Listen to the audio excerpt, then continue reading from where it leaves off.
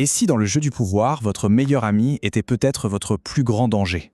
C'est une idée qui va à l'encontre de tout ce qu'on croit savoir. Aujourd'hui, on va décortiquer une loi du pouvoir assez contre-intuitive, une loi qui nous apprend pourquoi il vaut parfois mieux faire confiance à un ancien ennemi qu'à son plus proche allié.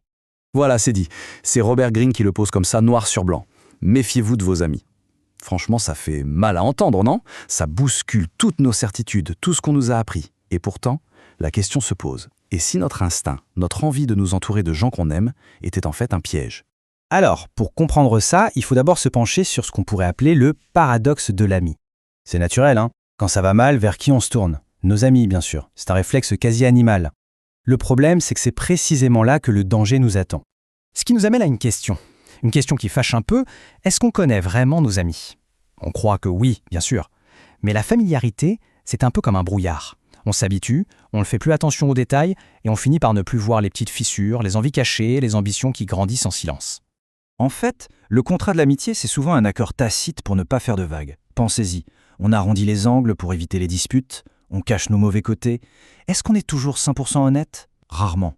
Du coup, les compliments, les encouragements, sont-ils toujours sincères ou juste une façon de maintenir la paix? C'est ça l'illusion. D'accord, mais comment passe-t-on de cette entente cordiale à la trahison pure et simple? Comment l'ami devient l'ennemi? Ce n'est pas un interrupteur qu'on actionne, non, c'est un processus lent, presque invisible, et tout se passe dans la tête. Et bien souvent, le déclencheur, c'est un geste de bonté. Le grand classique, on engage un ami. On se dit que c'est une super idée, qu'on va renforcer les liens. En réalité, c'est peut-être la pire erreur possible. Parce que d'un coup, la relation n'est plus symétrique. Il n'y a plus deux égaux. Il y a celui qui donne et celui qui reçoit. Et ça crée ce qu'on peut appeler le fardeau de la faveur. C'est terrible, parce que la personne aidée commence à se poser des questions. Est-ce que j'ai eu ce poste parce que je le mérite ou juste parce qu'on est amis? Ce doute, c'est un véritable poison. Ça ronge de l'intérieur, parce que personne, absolument personne, n'aime se sentir en dette ou avoir l'impression qu'on lui a fait la charité. L'image qu'on a là est percutante, c'est le moins qu'on puisse dire. Les mâchoires de l'ingratitude. C'est exactement ça. Le ressentiment finit par se transformer en ingratitude. Et comme le dit Greene, à la fin, les amis qu'on a aidés nous dévorent. On a cru bien faire, on leur a tendu la main, et c'est cette même main qu'ils vont mordre. Bon, si les amis sont à risque, on fait quoi? On travaille seul? Pas du tout. La solution proposée est radicale et à première vue complètement folle. Il faut se tourner vers ses rivaux. Et c'est là que la stratégie devient brillante. Un ancien ennemi, lui, il n'a aucune attente. Au contraire, si on lui donne une chance, il a tout à prouver. Il va se démener pour montrer qu'il est digne de confiance. Sa loyauté ne sera pas basée sur de vagues sentiments, mais sur du concret, un intérêt mutuel et une soif de prouver sa valeur. Regardons ce tableau, c'est très clair. L'ami, lui, se sent en droit d'avoir des faveurs. L'ennemi, lui, veut juste prouver qu'il est à la hauteur. La loyauté de l'ami est compliquée par l'émotion, l'envie. Celle de l'ennemi repose sur un calcul simple d'intérêt. L'honnêteté, l'ami va enrober les choses, l'ennemi sera direct. Au final, c'est le choix entre une relation floue, potentiellement toxique, et un pacte limpide. Bon, tout ça c'est bien beau en théorie, mais est-ce que ça marche vraiment? L'histoire nous donne un exemple juste incroyable. Une alliance qui semblait impossible entre deux des plus grands manipulateurs de leur temps. On est en 1807. L'Europe est aux pieds de Napoléon. Mais sans ministre, le très rusé Talleyrand voit clair dans son jeu. Il sent que l'empereur devient mégalomane et va mener la France au désastre. Il prend alors une décision radicale. Il faut l'arrêter. Mais pour conspirer contre Napoléon, il faut un complice d'une fiabilité à toute épreuve. La moindre erreur et c'est la mort assurée. Et vers qui se tourne Talleyrand?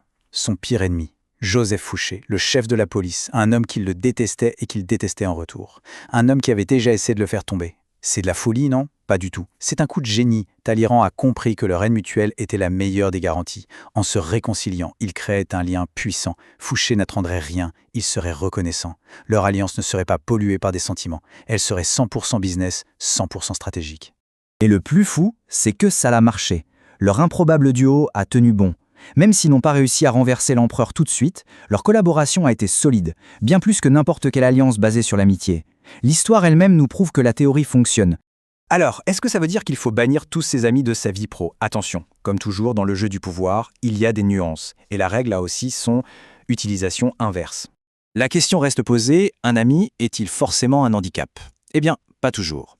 D'après Greene, un ami peut même devenir un outil extrêmement puissant, à condition de savoir s'en servir de manière, disons, pragmatique. Et là, on entre dans le côté le plus sombre de la stratégie. D'abord, on peut utiliser un ami pour faire le sale boulot.